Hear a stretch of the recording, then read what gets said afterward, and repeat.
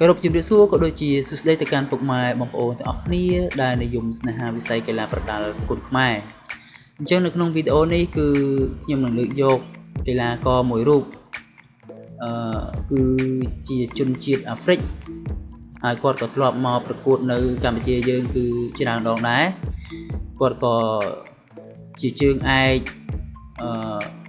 គ្រប់គ្រងខ្សែក្រវ៉ាត់គ្រុឌពីខ្សែផងដែរទី1គឺគាត់ឈ្នះទៅលើគឹមឌីម៉ាខ្សែក្រវ៉ាត់មួយទៀតគឺគាត់ឈ្នះទៅលើពេជ្រសម្បត្តិណានោះគឺកីឡាករ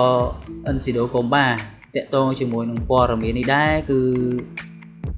អិនស៊ីដូកុំបាគឺគាត់បានទទួលមរណភាពបាត់ទៅហើយណាបានទទួលមរណភាពហើយ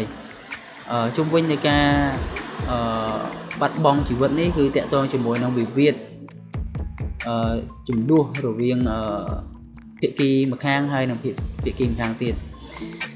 ក៏ត្រូវបានគេចាក់គាត់ហើយក៏បានស្លាប់បាត់បង់ជីវិតអញ្ចឹងតាក់ទងជាមួយនឹងការបាត់បង់កីឡាករអិនស៊ីដូកុំបានេះបើសិនជាយើងគិតថាយ៉ាងម៉េចយ៉ាងម៉ា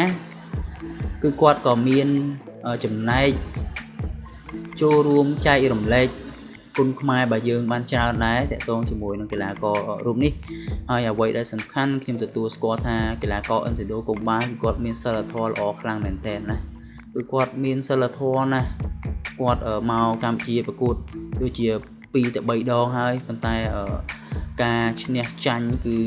គាត់នៅតែមិនមានការមិនពេញចិត្តឬមួយក៏ធ្វើឲ្យគុណខ្មែរយើងអន់សពុនចិត្តអីទេម្យ៉ាងវិញទៀតគឺគាត់បានជួយផ្សព្វផ្សាយទៅកាន់ប្រទេសរបស់គាត់ដែរតាក់ទងជាមួយនឹងគុណខ្មែរណាគឺគាត់ចូលរួម